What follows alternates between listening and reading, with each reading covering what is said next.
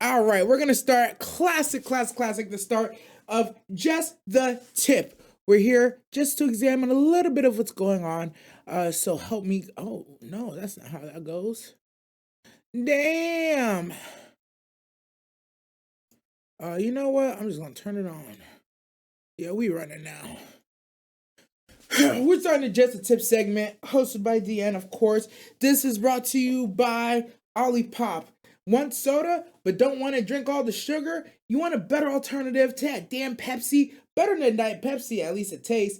And it looks cool too. Get you a motherfucking Olipop. Delicious.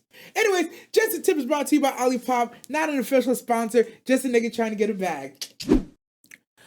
Next, we're getting into dan. I ain't gonna lie, the action sequence in this episode was absolutely fire, but also overwhelming as all fuck. There was so many things going on. I'm not gonna lie. I think I'm gonna go back and watch this episode in dub because there was so much happening for like the first 12 minutes of that fight. There was probably so much awesome shit that I didn't even see or catch. I have to go back because a lot of times I'm trying to watch, I'm trying to read the subs, and doing both at the same times, and I'm gonna miss some fire ass frames. So I think I'm gonna go back and watch this in dub because I definitely want to get another. I definitely want to get my eyes on it again because it was amazing.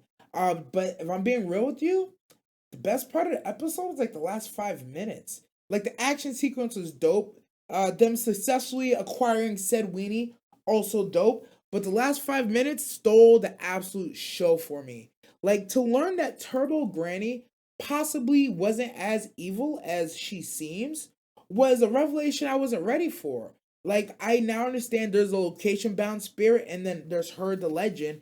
And to realize that, even the spirit was going around in time, and when girls were unjustly being hurt, she would go to where they were and like console those spirits, and then that's how she became confounded with the location bound one. And it was a beautiful thing. It's like, oh wow. It's like, are you a ghost? Are you a spirit? Yes. But you also were just defending these shotties. Like there's something nice about that. There's something nice about that. And I like the world building they did with it, where there's kind of rules. The living don't disrespect the dead, and the dead is not allowed to hurt the living. I think that's a good deal we can all get behind. Like, just don't disrespect the dead. And they won't hurt you, but they also are not supposed to hurt you. So it's like there's a good balance there. There's a nice little bit of balance there. Um Okarun getting his wiener back. Oh no, he got his wiener back. Dope. The fight scene was awesome. What I wanted to talk about was at the end of the episode. This is why I said the last 5 minutes was the most impactful for me. We got the Turbo Granny lore, and then we got this moment, right? So I'm very glad that early on in reactions, y'all kind of got on us, and we each individually went out of our way to learn some of the language and some of the nuances of language of Japanese and even of Korean now. So I understood that when Okarun is leaving Momo's crib, he says sayonara, right? Which is the long goodbye, like goodbye forever, I'll never see you again.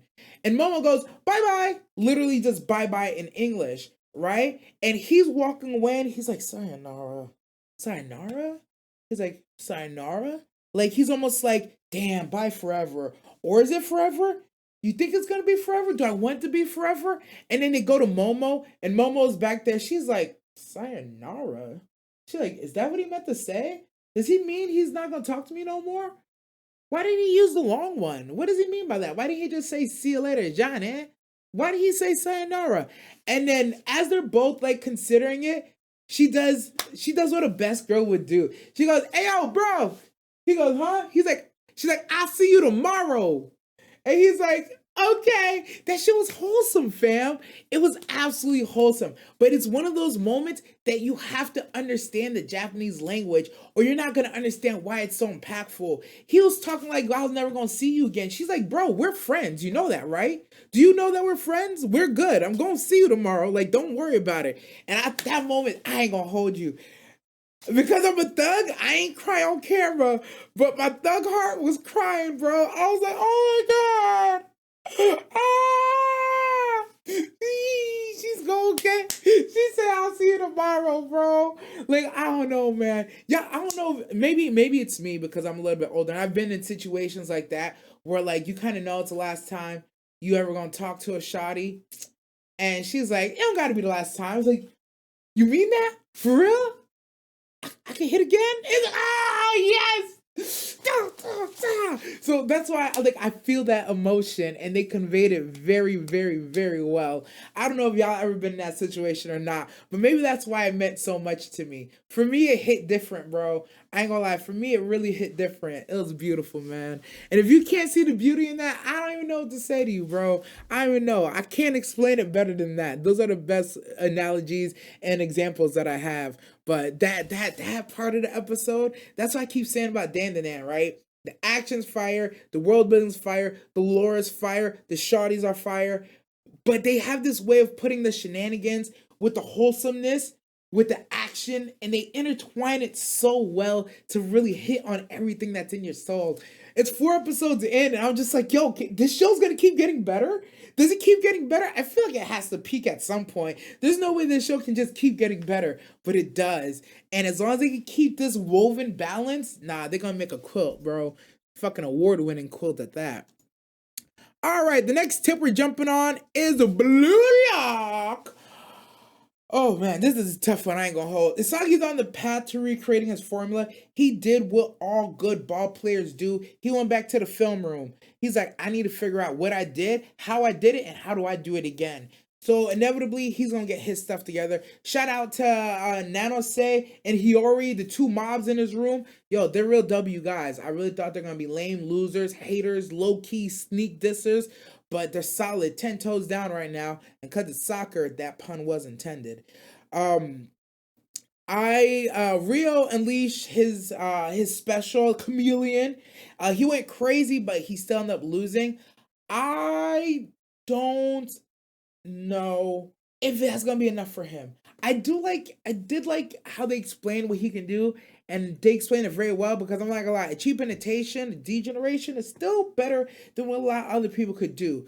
It'll always be at 99%, but 99% versus the 1 or 3 people who go like 105, 120 maybe, like you're still better than most. You're a 1%er. So like, is that enough to make you great for Japanese soccer? I don't know. We gonna find out. But there's something about Kakashi was a copycat, and Kakashi was a Hokage at one point. Maybe Ryo has a chance.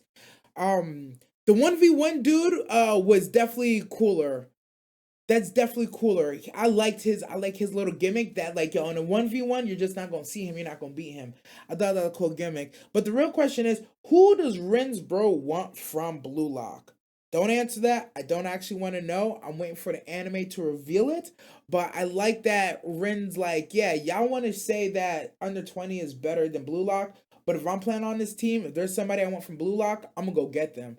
I think the prospect of somebody that is good enough to be with Rin is like just fucking around in Blue Lock potentially, just like going middle of the pack just because he wants to have fun, or he really thinks that highly of his brother, or he's using this as a method to crush his own brother. So I don't know which one it is. I don't know which one it is, but I'm interested to know who does he want. Next, we got the Ranma. Honestly, this episode of Ramna was the best episode so far. And I don't know, it's best episode so far. That's all I'm going to say. I was going to get hyperbolic for no reason, but I'm not going to do that. Hyperbolic? Whatever. For no reason. This episode legitimately had everything. I liked last episode a lot. This episode blew it out the water. The Lost Guy gimmick of his double gimmick of 1 always getting lost and not making it to fights on time, and 2, him turning everyday items into absolutely dangerous weapons. That's good fucking shenanigans, bro. Cause like in the reaction, he used the umbrella, and it's like, how strong is here? Is how strong that umbrella? And the Dark World's like, both. I'm like, both? She's like, both. I'm like, Okay. And later on, you find out the umbrella is like a heavy ass umbrella, fam. And this umbrella's really out here doing damage. And then he starts whipping out the bandanas and throwing them like fucking boomerangs. But they're not boomerangs because they're sharp and they cut through shit. And niggas was actually in danger from bandanas being thrown. I was like, what is this? Crips vs. Bloods? What the fuck? But he was hilarious. It was a good ass shenanigans. It was very good. Ramna not remembering why he's even mad at him was also absolutely hilarious because it's like, yeah, he's mad at me. Why? I don't know. He's like, maybe it's because I took food from him like 7 times. And to this moment, we still don't know why he's mad because I thought it's because he ditched out on the. Oh, it is because he ditched out on the fight. It's because he ditched out on the fight. And then after it was ditched out on the fight, he's trying to figure out what did I eat. And then this dude is still mad at him. He's like, he said a line, something along the lines of, you took X and Y, Z from me. And it's like, what do you mean by that? But the best part of the episode was it going from hands to wholesome really fast. And that Akane, once again, is trying to save Ranma from exposing his breastises to the whole goddamn world. And in his way of like not putting her in danger because he also cares about her. She cares about him. She jumps into danger. He cares about her. He wants her out of danger. That is an instant clash of ideologies. And that's why we saw this blow up between him and Akane. I thought it was beautiful because she doesn't understand that he wants to keep her safe and out of danger. And he doesn't understand that her way of showing that she cares about him is jumping into danger to defend him and hold his secrets and do whatever he needs. It's a beautiful misunderstanding. And until they both see each other's side, it's just going to keep happening. It's not going to get any better at all. But this episode showed and proved that they have mutual interest in each other. I'm not going to say they are like each other. I'm not going to say ski, they love each other. I am going to say you cannot deny that the interest is there. I've had people trying to say in the comment section, oh, Akane likes Ranma, but Ranma doesn't like Akane. And then other people are like, Ranma likes Akane, but Akane doesn't give a damn about Ranma. I'm like, you're both wrong. How are we watching the same show and y'all are still wrong? Some of y'all have watched this from the 90s or the 80s and you're still wrong. How, Sway? Explain that to me. On God's green earth, how? The interest between them is very, very clear. And if you don't want to call it interest, investment, whichever word, both of them apply. I think it's beautiful. The absolute part of the episode that sent me fucking crying though was when this man whipped out the belt like he was Pootie Tang, and he's like, ah! As soon as he threw the belt and it went off into space, I knew the belt was coming back. I'm like, it's like what's it called? There's a thing in cinematography where once something is introduced, the scene can't end, or the show or the movie, the medium can't end until that thing comes back around. So for me, the moment the belt goes off into the ether, I'm like, this belt's coming back. I don't know where or when, but this belt got to come back. And the way that it came back and what it did, absolutely insane. And then they just end the episode right there. I'm excited to see what they got cooking, how she's going to take her new buzz, and if we're going to get some more sauce on whether sister knows that she likes the other man and what that's going to do between her and Ramna. Because that's still something that has to be addressed. It still has to be addressed, in my opinion. That is the end of the first segment. Let's jump into the chat. What's going on, chat?